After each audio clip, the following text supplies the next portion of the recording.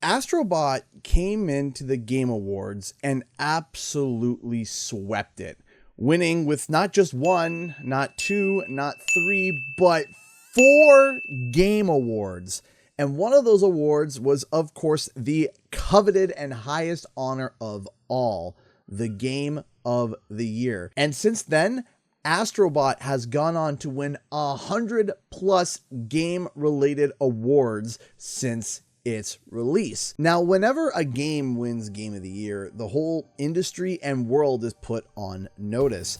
And this time, it wasn't a game that was deep in lore. It wasn't a game that was catered to a mature audience or was cinematic like a movie. It wasn't even a game that had online play like many games before it. It was a 3D platformer, a charming, cute, interesting platformer that truly tried to radiate the classic mascot platforming in a modern setting. This means that every single developer that's working on anything that is remotely related to a mascot platformer needs to take a second and take notes, including Toys for Bob and their current project in development, which is, at the time of recording or until I'm told otherwise, is currently the next entry to the Spyro franchise. So today, we're going to go over 5 things that Astro Bot did that the next Spyro entry can learn from. Number 1. The whole world is a toy. When you set up a brand new game that you've never played before, especially a platformer, one of the things that you typically try and do immediately is hit things. You try to break things, you try to throw things around, even if it doesn't make sense.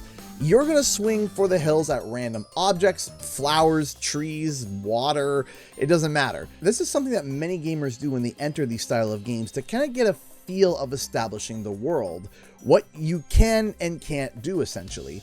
As you journey through the game and become more callous to the environment and the rules, you begin to do it less and less because you subconsciously know that flaming a random rock isn't going to do anything. However, Astro Bot does something that keeps all of its players on its toes.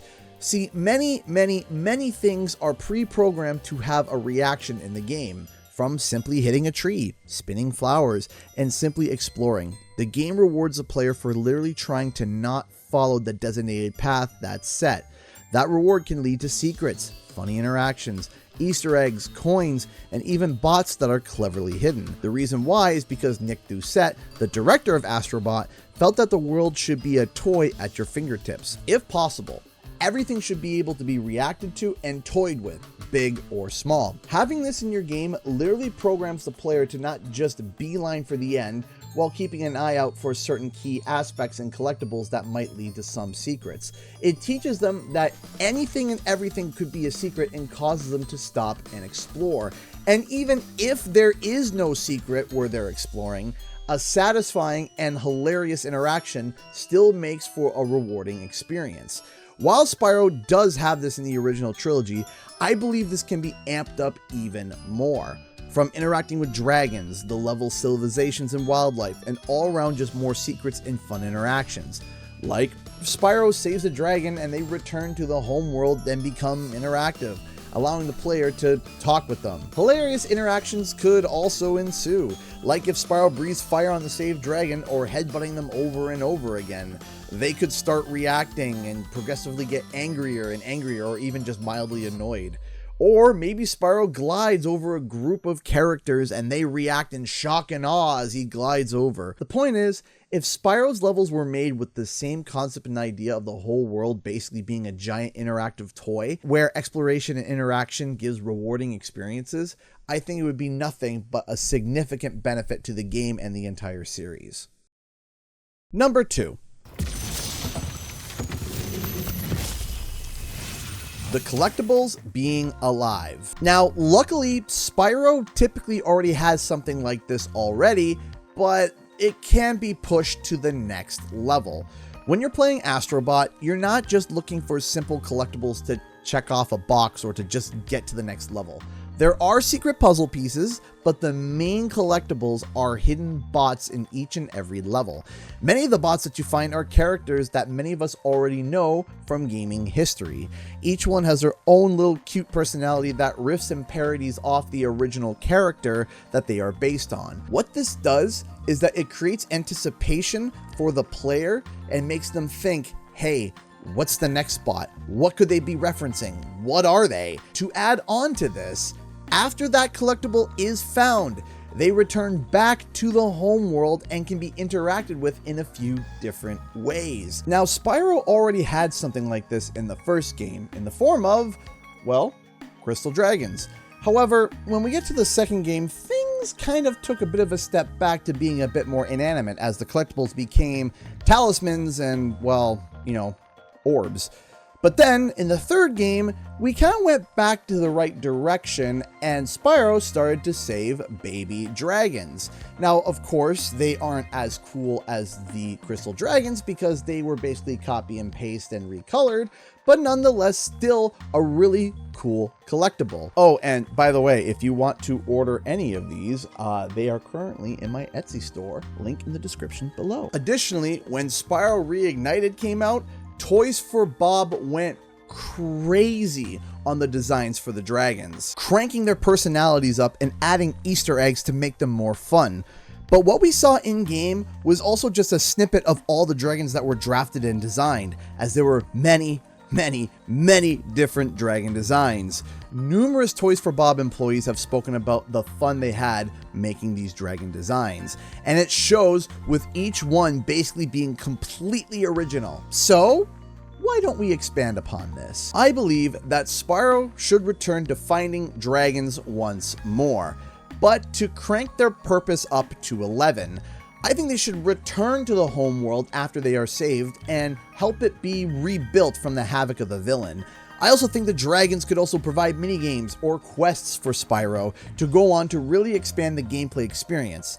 Additionally, I think the dragons should be able to interact with each other, expanding on the relationships they have with each other and the work that they do. And again, having special interactions with Spyro, along with fun Easter eggs that would make the world feel much more alive. And thus leads us to my next point. Number 3.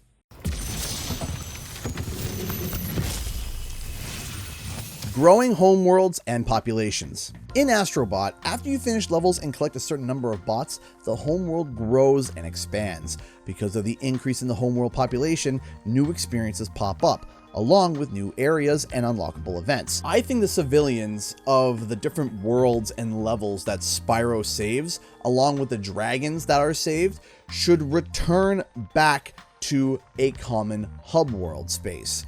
As more levels are completed and more dragons are found, they would clear up the homeworld more and more, revealing new secrets and places for Spyro to explore within that homeworld. However, I don't think there should be one hub world space like Astro Bot. I like the idea of multiple homeworlds with levels within them that the dragons and denizens automatically return to, allowing for different themes and concepts to be explored with each world. So if you were to save an artisan dragon, he would then return to Artisan's homeworld to help it be rebuilt.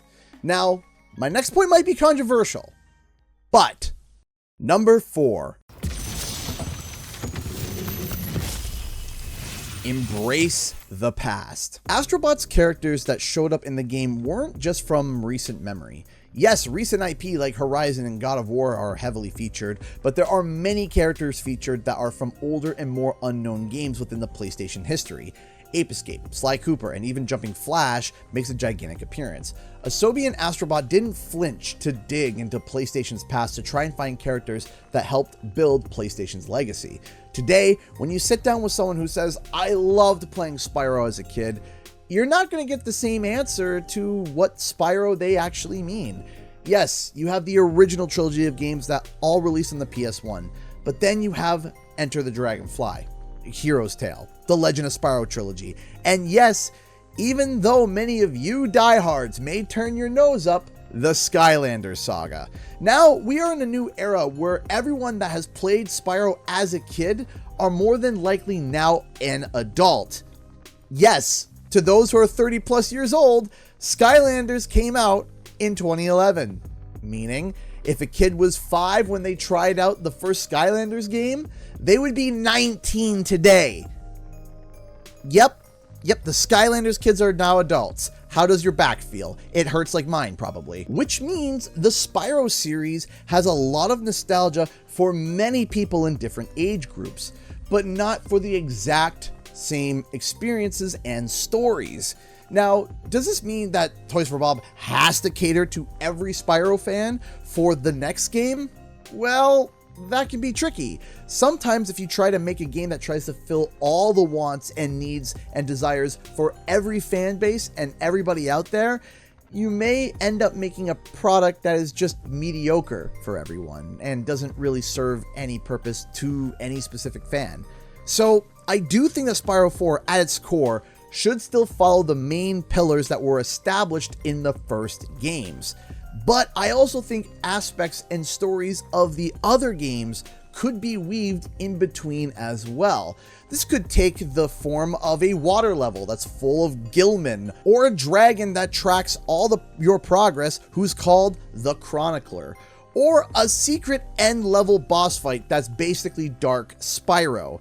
If you are a fan of all Spyro games, this would basically blow your mind because, again, you know every aspect of Spyro, and seeing these references reborn in the modern era would blow your mind. But if you only played the originals and you're unfamiliar with the rest of the history, these would basically be brand new characters for you that you may have never heard of before, and wouldn't even know that they came from a different Spyro game if you weren't familiar with it, because they would be introduced in a new way in the new era for Spyro. And to me, that is a win-win. Now, I have one more point to make, and it's obvious, but I have to say it because it is very important. Number 5.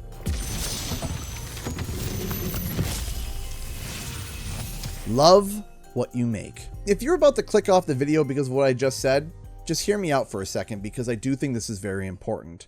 At the Game Awards, before Astro Bot won Game of the Year, the director of the previous title that won Game of the Year, Baldur's Gate 3, came forward and gave an impactful speech. He jokingly said that he spoke to an oracle who told him about the game that would win this year's Game of the Year. Now, I know Jeff Keighley and the Game Awards have a tendency to copyright strike things, so I'm going to read a transcription of what he said during his speech. Quote, "The oracle told me that the Game of the Year 2025 was going to be made by a studio who found the formula to make it up here.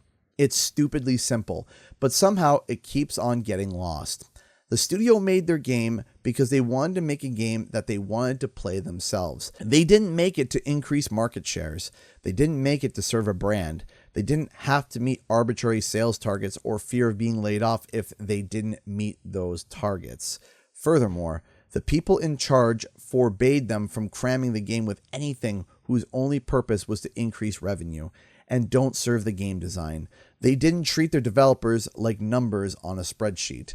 They didn't treat their players as users to exploit, and they didn't make decisions they knew were short-sighted in function of a bonus or politics. They knew that if they put the game and the team first, the revenue will follow. They were driven by idealism and wanted players to have fun. They realized that if the developers didn't have fun, nobody was going to have any fun. And they understood the value of respect, that if they treated their developers and players well, those same developers and players would forgive them when things didn't go as planned. But above all, they cared about their game because they love games." And then he would open the leaflet to reveal that Astro Bot was that exact game that the Oracle spoke to him about. Toys for Bob is now an independent studio. They no longer have to share the burden of having to be told what to do or how to do it. And yes, there is benefits of being a part of a bigger studio and a bigger production, but that also means and comes with its own challenges and problems as well. But they now can make what they wish and desire as a team, which to me makes Spyro 4, or whatever it's going to be called, not only a game that we've all been waiting forever for, but it makes it a first look as to how Toys for Bob wants to operate independently. It's a title that will hopefully almost be cathartic and or therapeutic for this team, a return to form for them, so to speak. If Toys for Bob can pour the love and passion for making games into this upcoming project, then I believe they have just as much of a chance to win Game of the Year as Astro Bot does. Speaking of, Astro Bot has kind of become PlayStation's newest mascot, but he wasn't the first one by far. Check out this video right here where I go over PlayStation's history with their mascot platformers.